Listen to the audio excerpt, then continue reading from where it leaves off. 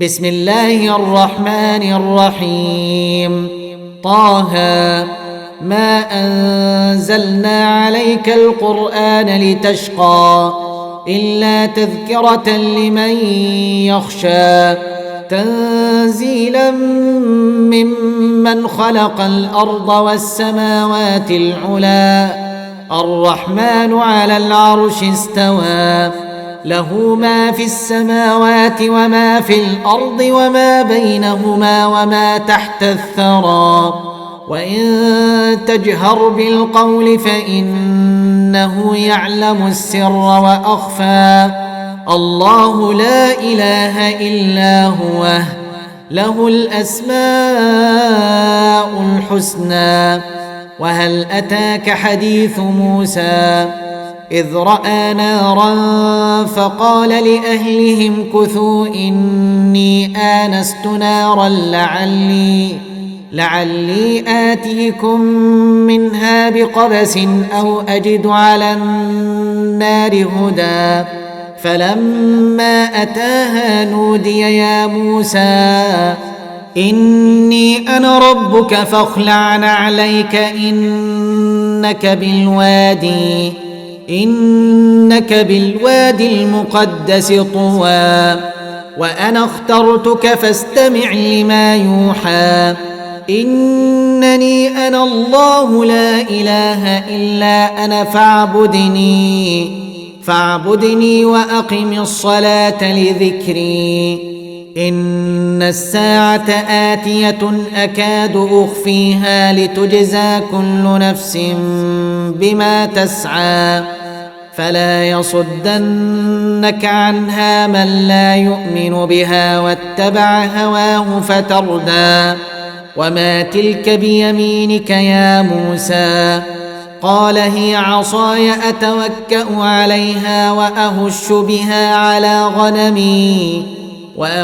بها على غنمي ولي فيها مآرب أخرى قال ألقها يا موسى فألقاها فإذا هي حية تسعى قال خذها ولا تخف سنعيدها سيرتها الأولى واضمم يدك إلى جناحك تخرج بيضاء من غير سوء آية أخرى لنريك من آياتنا الكبرى اذهب إلى فرعون إنه طغى قال رب اشرح لي صدري ويسر لي أمري واحلل عقدة من لساني يفقه قولي واجعل لي وزيرا من أهلي هارون أخي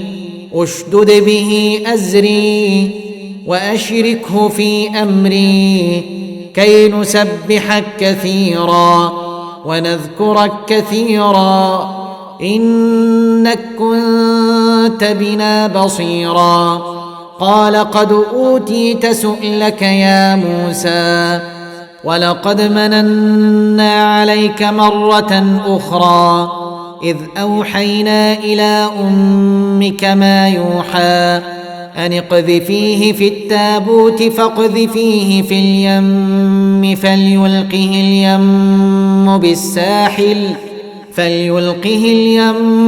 بالساحل يأخذه عدو لي وعدو له وألقيت عليك محبة مني ولتصنع على عيني إذ تمشي أختك فتقول هل أدلكم على من يكفله فرجعناك إلى أمك كي تقر عينها ولا تحزن وقتلت نفسا فنجيناك من الغم وفتناك فتونا فلبثت سنين في أهل مدين ثم جئت على قدري يا موسى واصطنعتك لنفسي اذهب أنت وأخوك بآياتي ولا تنيا في ذكري اذهبا إلى فرعون إنه طغى فقولا له قولا لينا لعله يتذكر أو يخشى. قالا ربنا إننا نخاف أن يفرط علينا أو أن يطغى. قال لا تخافا إنني معكما أسمع وأرى. فأتياه فقولا إنا رسولا ربك فأرسل معنا بني إسرائيل ولا تعذبهم قد جئناك بآية من ربك والسلام على من اتبع الهدى. إنا قد أوحي إلينا أن العذاب على من كذب وتولى. قال فمن ربكما يا موسى؟ قال ربنا الذي أعطى كل شيء خلقه ثم هدى. قال فما بال القرون الأولى؟ قال علمها عند ربي في كتاب لا يضل ربي ولا ينسى. الذي جعل لكم الأرض مهادا وسلك لكم فيها سبلا وأنزل من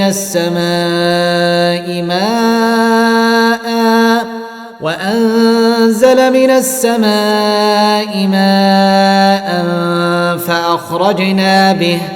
فأخرجنا به أزواجا من نبات شتى.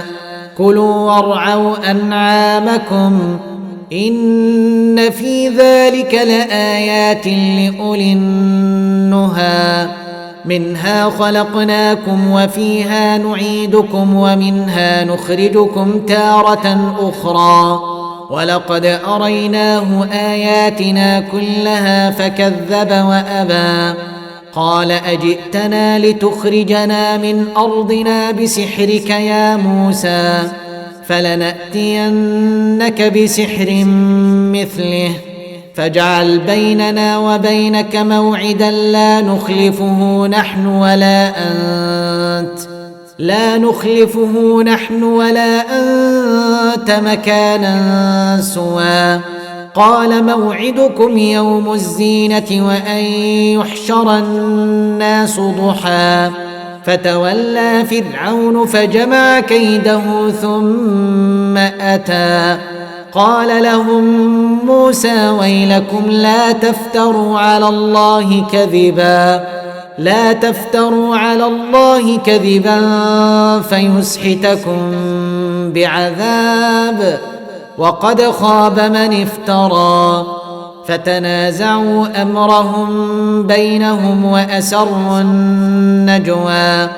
قالوا إن هذان لساحران يريدان أن يخرجاكم من أرضكم بسحرهما ويذهبا بطريقتكم المثلى. فأجمعوا كيدكم ثم أتوا صفا وقد أفلح اليوم من استعلى. قالوا يا موسى إما أن تلقي وإما أن نكون أول من ألقى. قال بل ألقوا. فإذا حبالهم وعصيهم يخيل إليه من سحرهم أنها تسعى. فأوجس في نفسه خيفة موسى. قلنا لا تخف إنك أنت الأعلى وألق ما في يمينك تلقف ما صنعوا إنما صنعوا كيد ساحر ولا يفلح الساحر حيث أتى. فألقي السحرة سجدا قالوا آمنا برب هارون وموسى.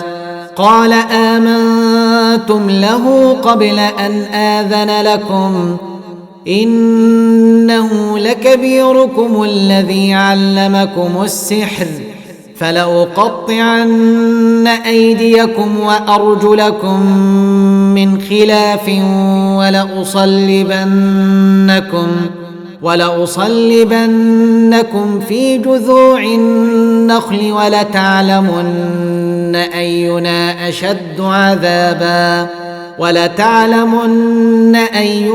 أشد عذابا وأبقى. قالوا لن نؤثرك على ما جاءنا من البينات والذي فطرنا فاقض ما أنت قاض إنما تقضي هذه الحياة الدنيا إنا آمنا بربنا ليغفر لنا خطايانا وما أكرهتنا عليه من السحر والله خير وأبقى. إنه من يأت ربه مجرما فإن له جهنم لا يموت فيها ولا يحيا ومن يأته مؤمنا قد عمل الصالحات فأولئك لهم الدرجات العلى جنات عدن تجري من تحتها الأنهار خالدين فيها وذلك جزاء من تزكى. ولقد أوحينا إلى موسى أن أسر بعبادي فاضرب لهم طريقا في البحر يبسا لا تخاف دركا ولا تخشى. فأتبعهم فرعون بجنوده فغشيهم من اليم ما غشيهم وأضل فرعون قومه وما هدى. يا بني إسرائيل قد أنجيناكم من عدوكم ووعدناكم جانب الطور الأيمن ونزلنا عليكم المن والسلوى كلوا من طيبات ما رزقناكم ولا تطغوا فيه فيحل عليكم غضبي ومن يحلل عليه غضبي فقد هوى. وإني لغفار لمن تاب وآمن وعمل صالحا ثم اهتدى. وما أعجلك عن قومك يا موسى قال هم أولئك على إثري وعجلت إليك رب لترضى. قال فإنا قد فتنا قومك من بعدك وأضلهم السامري. فرجع موسى إلى قومه غضبان أسفا قال يا قوم ألم يعدكم ربكم وعدا حسنا أفطال عليكم العهد أم أردتم أن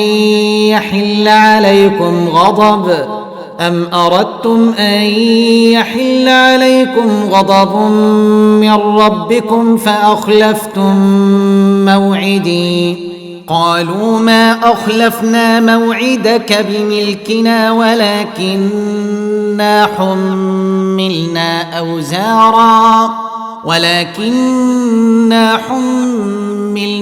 أوزارا من زينة القوم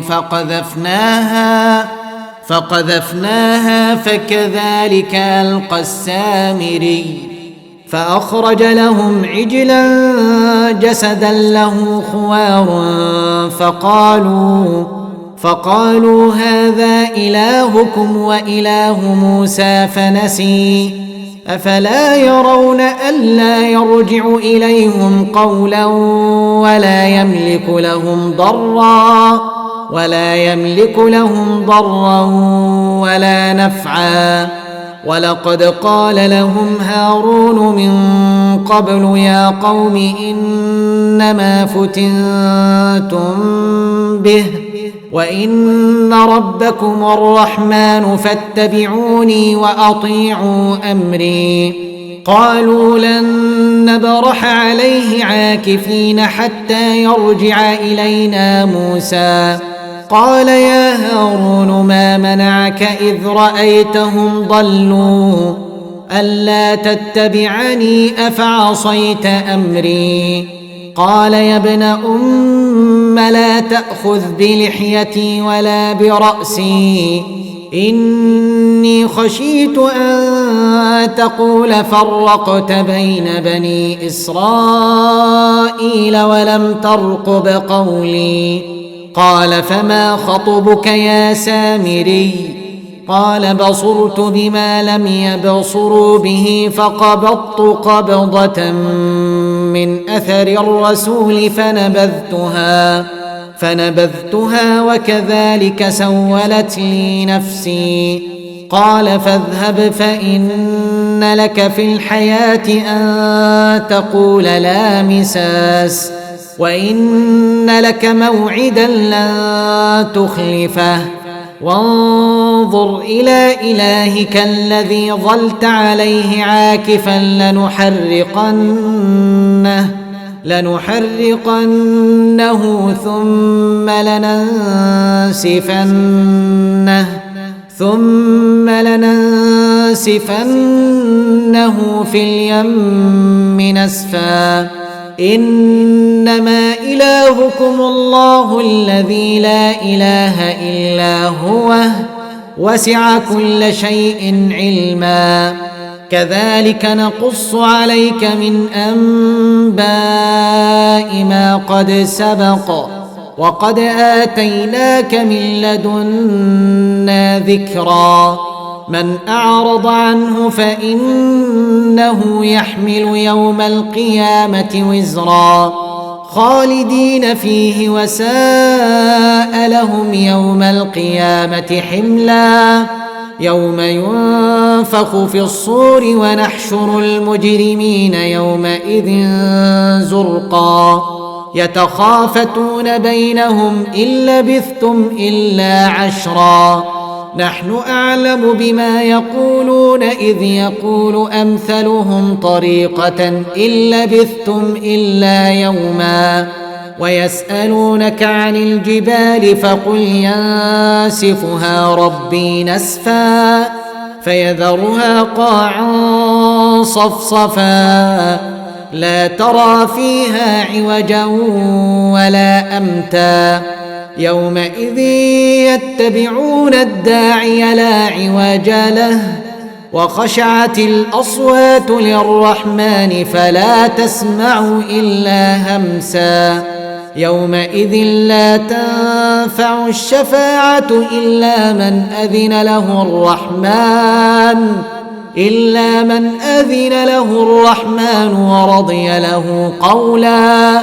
يعلم ما بين أيديهم وما خلفهم ولا يحيطون به علما.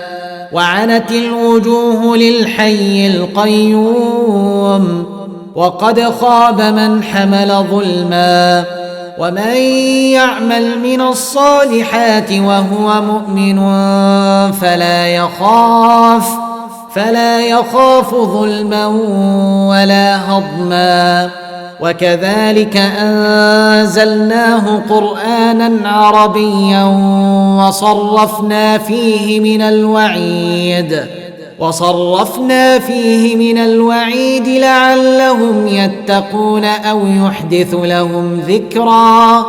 فتعالى الله الملك الحق ولا تعجل بالقرآن من قبل أن نقضي إليك وحيه وقل رب زدني علما. ولقد عهدنا إلى آدم من قبل فنسي ولم نجد له عزما. وإذ قلنا للملائكة الملائكة اسجدوا لآدم فسجدوا إلا إبليس أبى فقلنا يا آدم إن هذا عدو لك ولزوجك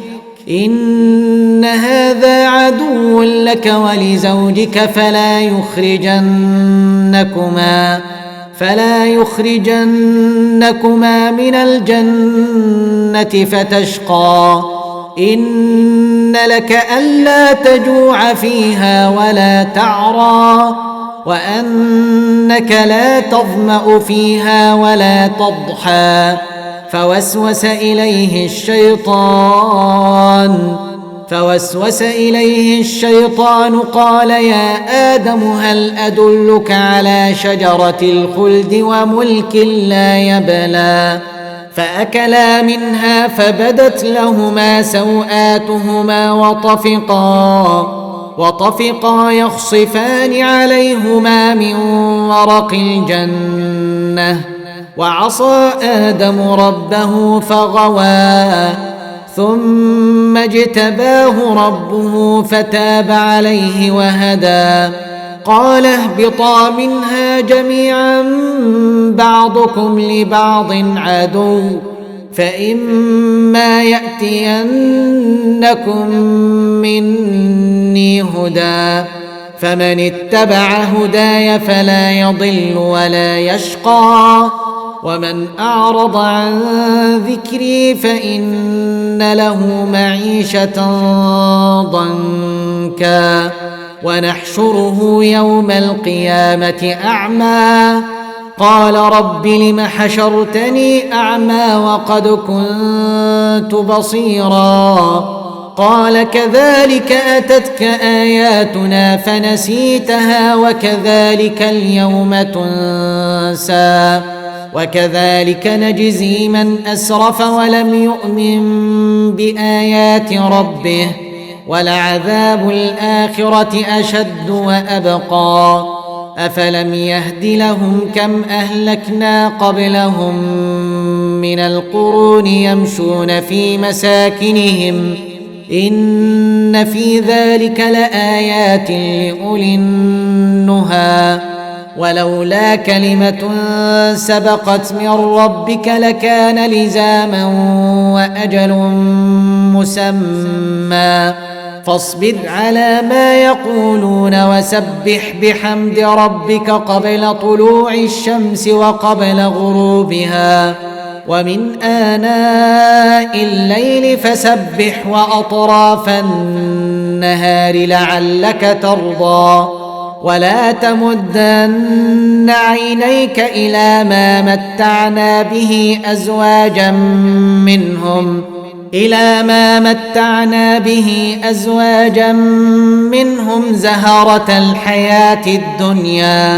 زهرة الحياة الدنيا لنفتنهم فيه ورزق ربك خير وأبقى وأمر أهلك بالصلاة واصطبر عليها لا نسألك رزقا نحن نرزقك والعاقبة للتقوى وقالوا لولا يأتينا بآية من ربه أولم تأتهم بينة ما في الصحف الأولى ولو أنا أهلكناهم بعذاب من قبله لقالوا ربنا لولا أرسلت إلينا رسولا